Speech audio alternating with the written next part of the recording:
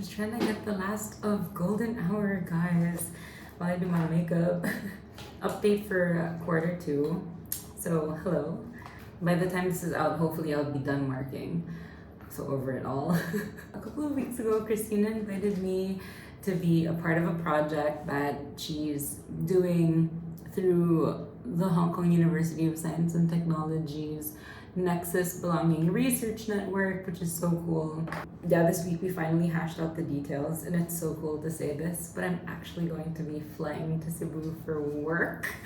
Not in my wildest dreams would I have ever imagined going home. We have a saying in Bisaya, murag bao nag-iitsas tubig, nag-iitsas dagat. That's how I feel, genuinely. I'm so grateful for this opportunity. It's so cool to say it. It's themed around or belonging to 2 places at once. And so, although I did spend my formative years in Hong Kong, a big part of that formation, summers in Cebu, and for a good, weird decade of my life, I did live in the Philippines, most of which was in Cebu, and a couple of years in Manila.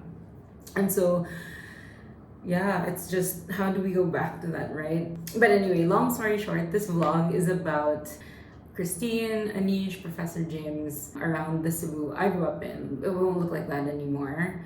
It'll be chaperoned by my dad. My dad's very important to the story because he facilitated a good chunk, if not 98%, the growth that I experienced there. Thanks, Dad. So we're gonna go around Cebu, or at least the Cebu I grew up in, eventually fell in love with, and was ultimately formed by. So this is Cebu through my eyes. The reason why I thought I'd do this vlog is because I realized that preparing for this trip made me self-reflect to a depth that I didn't know I needed to go to.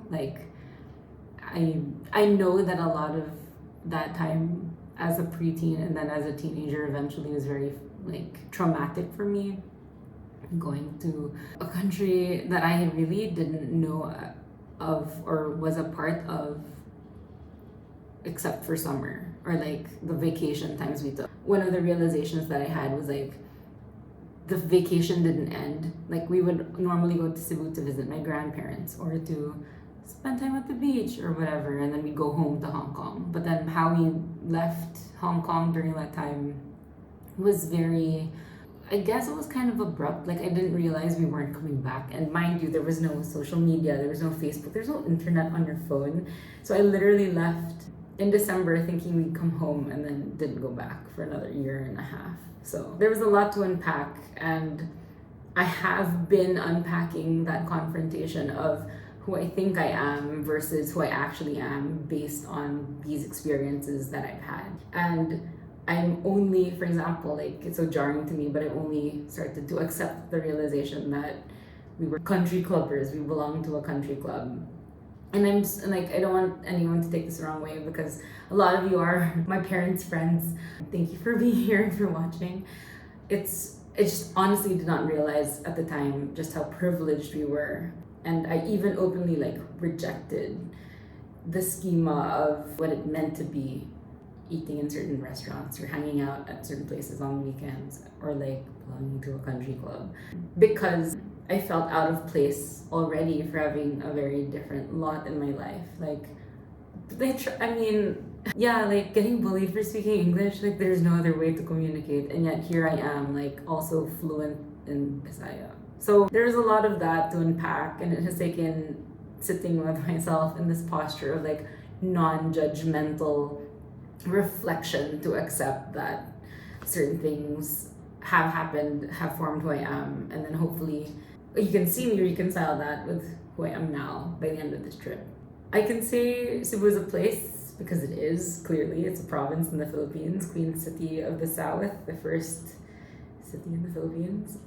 Or Cebu is a lifestyle because it also is a lifestyle. It's the attitude, it's the mindset that Cebuanos have, the influences that we've had, the interactions of our attitudes with our behavior. That's very uniquely Cebuano. Ultimately, when I say Cebu is home, it's because of the people that have made it such. All the relationships that are still there, and all the people that I've met that have since moved on, but I still keep in touch with. There are bits of Cebu around the world for me because they are the people that I've met and love from this place. Really grateful for them because they are a huge part of my Cebuano experience. I don't think I could replicate, like, it's the place that makes the people, and it's the people that have made my experience in the place that is Cebu. I hope I make sense trying to convey that. I'm really grateful for the opportunity to do this. I'm really grateful I got chosen to do this project. I'm like so glad because it's I want to do my best. Like, I'm so proud to be Cebuano. I am Cebuano first before I am Filipino. But at the same time, it's also like I want to honor that child, that experience, those people properly. And I'm really grateful I get to do this in that capacity. So thank you, Dai. Thank you, Kai Christine, for choosing me. Thank you, Professor James. Thank you, Anish. Thank you for allowing me this opportunity to showcase this place, the people that I love and call home. Also, I just want to say thank you to my mom and dad for making these difficult decisions that have ultimately made me who I am today. Thank you for trusting God with your family, and thank you for being from Cebu. Can't imagine being from anywhere else. Love you guys. Yeah, with that, tana, atarata. Bye.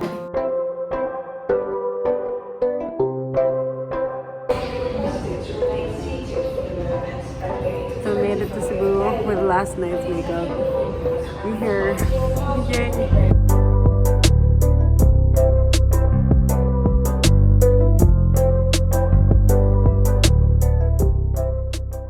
But I'm here and I'm excited. We'll pick up Anish and Christine later today, and then we will start the adventure. Yeah, welcome to Cebu. Welcome to my Cebu. See you soon. Love you, Dad. Thanks for picking me up. Happy Raka. Okay. Hi! Hello! Welcome to our humble home. Hi, Anish. Hi. Welcome to Cebu. Called Navigating Belonging, which explores what it entails to belong or not to belong in Hong Kong if you're of South Asian heritage. And the next project that we're working on right now is called Belonging Here and There. It explores translocal belonging, so belonging to more than one local between Hong Kong and India or Hong Kong and the Philippines. In moving, I think the teenagers get affected the most. Yes. The preteen teenagers. Just when they are making their friends or have a circle or are worried about who is friends with who and what, and then they have to move. Yeah, I think the most affected one was Dia, because she was in her teen years, leaving friends in Hong Kong and moving back here and adapting the new school, new way of the educational system is different. Yeah, very. So it's very different here. And then going to that science high school concept of like all the bright kids from the primary school goes to that school because they're all scholars of the government because we don't pay any tuition fee. Yeah. So the more the pressure is there. Right. And then how do you cope up with your classmates, and you're coming from diverse background. In Hong Kong, you're more or less your classmates are the same level with everyone. Yeah. Like children of flight attendants, children of pilots or whatever. So it's more or less the same. In Cebu, it's like totally different demographics. Yeah. He has been slowly being reconciled as I was thinking about this project, because it's like I'm always like, oh yeah, like my experience here is about the water and like the beach and all of that. But I think part of the reason why we're going to Alta Vista is because like that's actually the reality that we lived here, like go out to the country club. Yeah. But that's also where I learned like mindfulness and things like that. Like the club is basically a golf club, and there are some facilities. So it ended up that our family usually goes there for swimming and all that. So we're the only ones usually enjoying the facilities. So the reason why it was so integral is because my dad actually used Alta as like a distraction for when my mom wasn't around. Like you go up there, right? Or it's like, oh, we don't have anything better to do. Let's go eat club sandwiches in Alta Vista, or like go bowling, or like go swimming. So you'll see now. You'll see. So that's the thing. The origin story of Alta Vista. Do you think it has to do with like Filipino values? Yeah, like, for sure. Like, propagating the poverty mindset. Like, this is all we have, this is all we are, and so why want more than that? Right. But like The mindset of poverty also yeah, the sometimes mindset of affect poverty. that we can, because we are like this, we're only limited to Yeah, certain, this is it. Yeah. So it's really interesting to see how that's translated to how I relate. Like, I'm very conscious of that. And I think, like, I learned that from my dad as well. It's like, it's who you are as a person. It's your integrity, it's your character, because you can take money or add money or, you know, all of these experiences, but at the end of the day, you can't buy these things that come from having been raised in an environment that teaches you the right values for the right character. Thankfully, my dad is Boy Scout with the following characteristics. So what are the characteristics of being Boy Scout, Dad? I always tell them, a Boy Scout is trustworthy, loyal, helpful, friendly, courteous, kind, obedient, cheerful, brave, clean, and reverent. So for me, I always try to look at what is similar to me and the other person talking to, because that's who I am is who I have. The problem, I think, for culturally, talking about culture for Filipinos, because we've been under the influence of like Spain, US, and all everything, we're lost in the sense of self-identity as a people, that we want to like adapt or please whoever that comes. So we don't keep our identity. We just adapt. If somebody comes in, and then we adapt. Yeah. People pleaser. People pleaser as a culture. Yeah. And then there's so many positive traits that we have. The problem is there's also very negative traits. So I think we can change positively. To me, of the brown race, I can stand with my head high among a family of nations, because my rich and fruitful past have proven me thereof. That's the line I can never forget. Wow. My rich and fruitful past. Has proven me thereof. And Lulo never finished.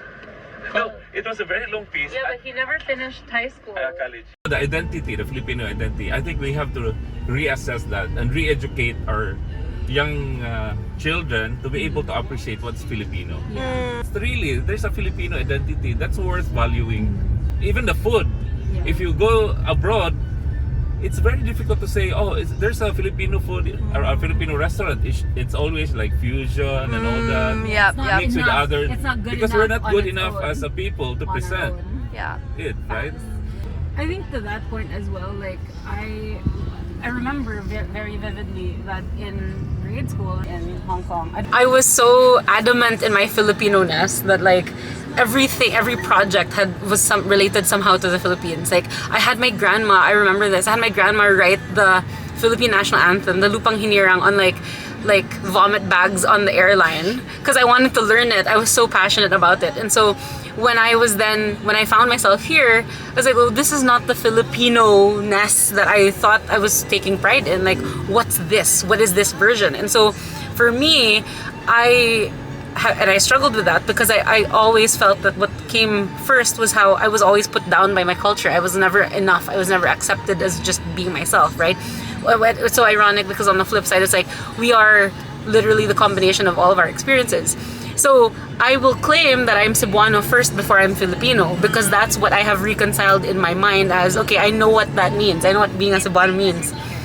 But being a Filipino can mean so many other things to so many people, and I don't necessarily fit into that definition. And so rather than worrying about that, at least I have, I guess, control over this identity of who I am, because I have defined it the way I want to define it. And again, it goes back to the relationships that I have here. It goes back to the places that have molded me. Like, it was important for me as well to kind of figure out myself for myself, the identity that I wanted to have, because that helped. Having that identity then helped me navigate all the other issues that I felt I was experiencing. If that makes sense. Yeah, Anyway. that totally makes sense.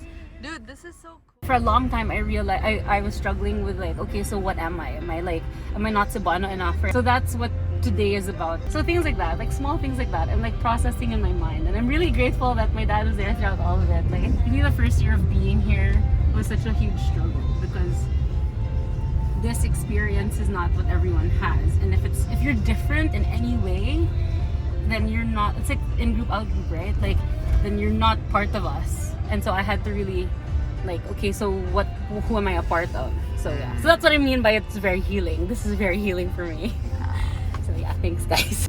I'd sit on the rock and pretend I was a little mermaid. Oh my god. back. Oh, and this is where we'd eat. So this is like there. We jump from here. Apparently, you can't do that anymore, but.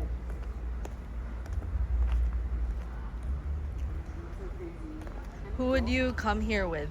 My mom and dad. Well, mainly my dad and his parents and my grandparents, my cousins. Peter Roy's kids would come with us. This has never changed. This is the, look at that. It's such a tiny pool. Oh wow!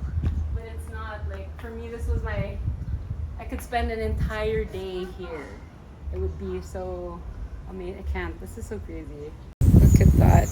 The country club life. It's so much smaller than I remember it to be. Hi, Christine! See, this is called character building. Did you? We did. Like, worlds collide because you're here. Let's just safeguard the kids so there's no kids in the videos. This is so crazy. Oh my god, I'm here. It was integral to my Sci-Hi life, right? Yeah, we both are. To each other. To each other. To each other. Yes. And of course, it's so surreal to be back here, kay. I haven't When been you back. went around, kay Marag, nothing changed after. This is like 20 years, right? Yeah. You're here with me. After. So long. You remember being a student here, and then you would see other alumni Coming coming in, back. and then Yeah. you'd be so, and you'd think, I would never be that. no, like what would be my life when I get to that age, and then we're in that age, and the students probably are looking. Self-reflective way. Yeah, I love right? it. This is we're self-reflecting. And so many things started from high school. Yeah, no, I was explaining that to them, like how has this place molded me. When we came in, nai nang limpyo. So like, of It's course the same, that, yeah, that's yeah, like that- character building That's what we beyond did the before, academics. It's important to us. And I think that's what kids have lost now. It's like, all they do is study. And so there's no opportunity for them to become people. I think this is where I became a person. It was such a thing, no, being late than having to clean the room, the campus. Like, because I'm never late, I purposefully was late. got Pero late. carpool Para naman lang, ta. just so I could try cleaning. Yeah, he did that on purpose one time because carpool is never late. Yeah, we're never late. So So it's nice to miss first period. this is like that's the library. This is the OG library. This is now like This is Arling Panlipunan, the red one. No. That's Filipino. This one, the red one. Uy, grabihan. Hapit ko mahagkiba ba mo ana na story? Nahapit ko mahagbong pag first year, Sir Ruiz. For the book. Because I didn't know that there was a textbook. Oh, whole year way textbook, hapit mahagbong. Anyway, hi ma'am. Kung walay lain kay ikaw, Joy na here. And I'm happier here. Uy, wala. I know, right? Damn, look at that. Look at that. That's him. Craig. Of course, maintain. Maintain. Earth, hibiscus, helium, Newton. This is a person that cares. You still do. She cares about everything. Hi guys. Welcome to my high school. I feel like I'm time traveling with you. It's Science High, and I think that's the end of the tour. That marks the end of the Sci-Hi tour. Feel free to. I feel it's so chaotic. I feel like this is so chaotic, but So chaotic. it's the vlog. Nolly. Did you know? I heart Sci-Hi.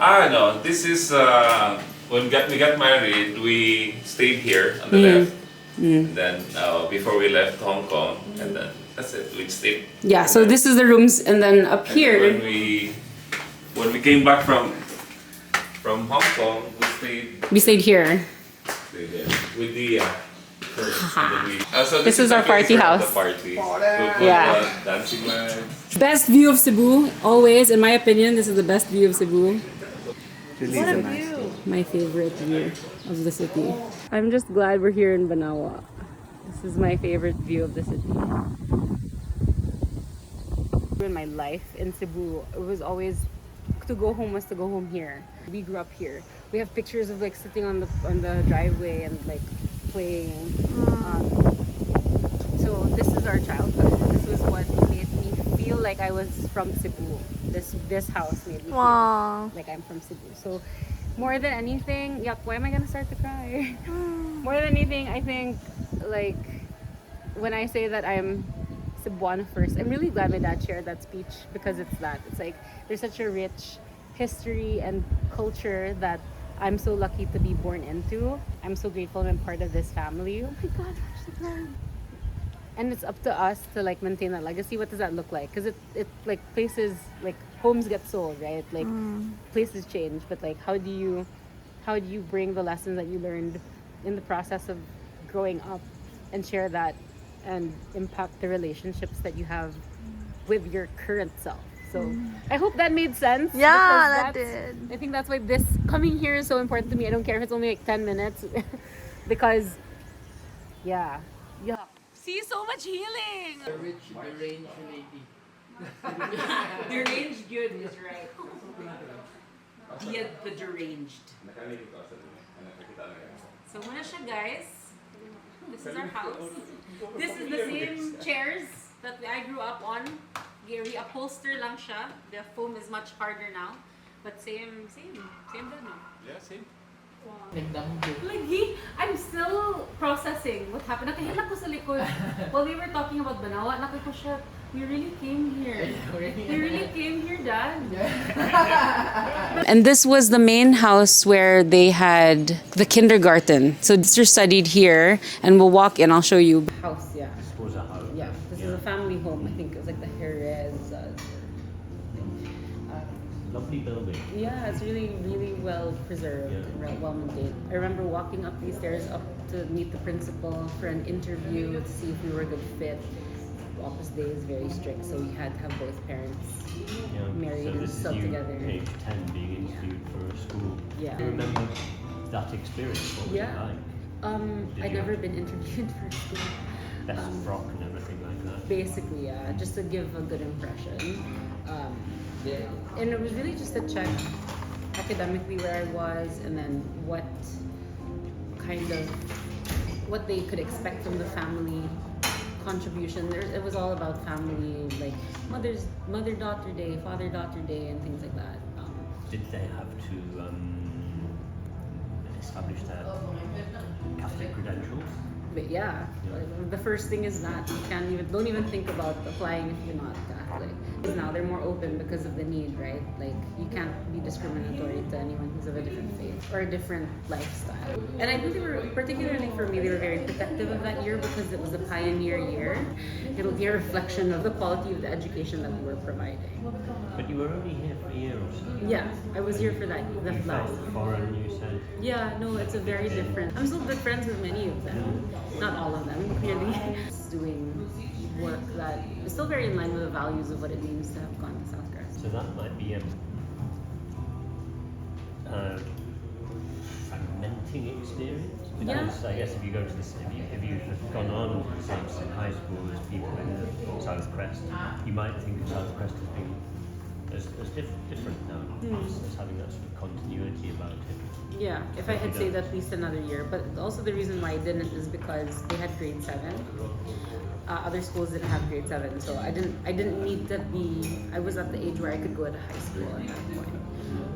Still quite young. I think I'm still quite young compared to all the other people in my year. But by and large, it served its purpose. Like we discussed this morning, it was formative in my character. We would have our practice. Oh my gosh, triggering. Practice for Family Day was here. Triggering what? Triggering memories of like what I did here. Tell me about language use in the school. So we were not allowed to speak in the dialect. How did they police that then? The dialect being Cebuana, yeah. By the time I started studying here, everyone only spoke in English. Especially the kids that were not born and raised Paref. Like if they had not started pre-K and nursery and kindergarten here, they would have to learn the rules. So Jonah, before she started studying here, was properly raised by Cebuana only speaking. So we were quite concerned about her English capacity, and now she only speaks English. So they knocked this Cebuana out of her properly. She's not confident to speak in the dialect anymore. Really? Yeah, she can. How does she think about that? She you regard that as? I don't think she thinks about that. I would argue she feels kind of a sense of insecurity, but only because it would have opened up more opportunities to relate to more people. Because of its exclusivity, so many people aspired to come into this world, right? Whereas I was just like, okay, I don't like this. It was like having a superpower. To be able to speak in Bisaya here made me feel like I had more access to things. And my dad told you guys a story yesterday about Raya, right? Like speaking to the driver, basically translating for her classmate who'd never set foot outside of Cebu to speak to the driver in Bisaya because the driver couldn't speak in English. And she came from Hong Kong, right? So why would I translate but no access to the language? That window is there for a reason. Okay. Children used to be backstairs, did they? No, the children were not allowed here. So the children used the big stairs. The big stairs, yeah. Yeah, here. Oh, goodness. Yeah, the tunnel. Oh my god. Watch your step.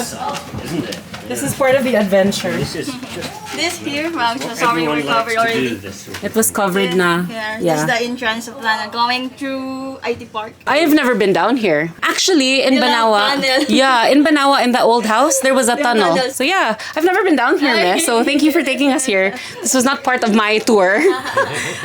But here we are. This area is for the dead people. The stuck here and then going through tunnel. Okay, I didn't need to know that, but now I do. Now we're here. In the Second World War. So maybe you hit some dead people in your camera.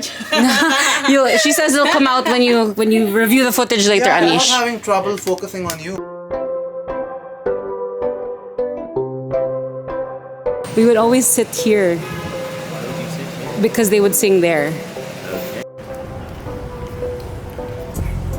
So frantic.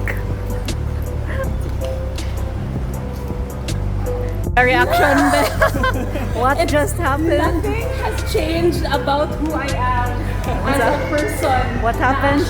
Ano si Chokes, paspasan niya mula ka uwi kung ano kita taga Hong Kong. So she's vlogging. So I did what a quintessential Dia would do.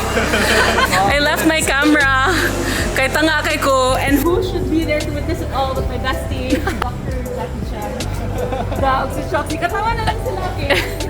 What did they say? They said, I think I left my, yes ma'am, you did. Oh my god, ganun nga nani ko na person. Gani nga rin mo na leave? As in right before, as in like 5 minutes ago. Ah, okay. Hi, Kian Shocks! Hi. There's ang buang. Oh, diba? Nakamit na ni Patrick Rosario in the flesh.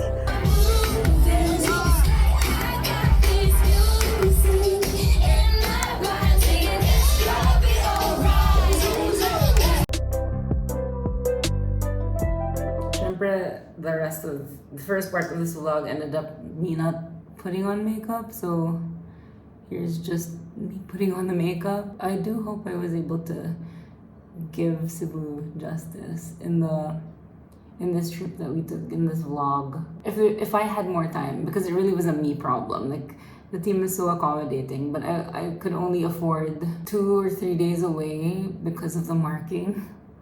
It was all the highlights, I think. I chose all the highlight spots, like obviously Banawa, obviously Science High. And I'm glad that they've made South Crest, like the old South Crest I studied at, into like a restaurant. So like having lunch there was convenient and like I guess appropriate. And yeah, like it's such a cool project. Church is very important to me. Not just because it's how I grew up, but like it's also because it's just a part of the experience. Things are different now, but there are some things that are consistent, and I think I'm grateful that it's that. It's like you can go and you know that there's adoration, you know that there's mass, and I think that really helped ground me. Like no matter where I was in Cebu, there was always access to God, and I think that's what really helped carry us through I don't want to say the darkest times of my life there, but it really did feel kind of it was giving end of the world. Like for me, every day I'd go home and be like, I want to go home to Hong Kong. But then when we did finally get back to Hong Kong was also very different. So this feeling of like not belonging anywhere and like figuring out, like when you idealize a place for so long, when you finally go back, it's like not the same anymore, and you're like, where do I belong? how do I fit in? Who am I? Like, that was a real struggle. And that's why it helped make me appreciate Cebu even more, is because it didn't change when I needed it not to change. And now that it's changed, it's like, okay, I accept that it's changed, kind of thing. I really just wanted to come back and say bye and thank you for being here, and to show you the MAC lipstick. That's so Cebuana, because I have Cebu. I also have Hong Kong, but not here. I have Cebu. I have Cebu in Hong Kong. I'll make that the cover photo for this. So appropriate. Anyway. So yeah, I'm gonna put a little Cebu on my lips. Thanks guys. Thanks for being here. Salamat kayo na naamo today. Salamat kayo na naminag muna ko. Till the next vlog. Probably summer. So watch out for that. Bye. What I wanted to say is that it was a really good trip, and I'm really grateful that I got chosen to be a part of this pilot, to be a part of this project, to be a part of the study on translocation and identity and belonging and all of that, because there was so much I learned about myself. There's so much I learned about my dad and his brothers and my family. Bottom line, I'm just like really grateful for the opportunity to reflect on who I am. I felt like it was such a full circle moment that I was able to unpack many things that I've been, I think, wrestling with in my heart. I'm vlogging. This is my dad. But Hi, vlog. Hi, vlog. So yeah, I'm really grateful. I'm really glad. I'm so tired, but no rest. It's marking season, guys. This is the beginning of summer for me. So this is summer vlog number 1. Cebu, and going home to Cebu. So yeah. In conclusion, I think we should all spend some time self-reflecting on the identities that we have built for ourselves and what has influenced those identities. I'm so tired, but it was worth it. Everything is worth it because I have a fuller understanding of who I am and who I can bring to the table. Remember, it's all about knowing yourself first and having a good relationship with yourself first before you start going out into the world again. Hopefully this is the year that I learn a lot and have fun. That is the intention of the year. Thank you for being here. Thank you for watching this. This is really special to me, and I'm so glad that you're here. There is Cebu!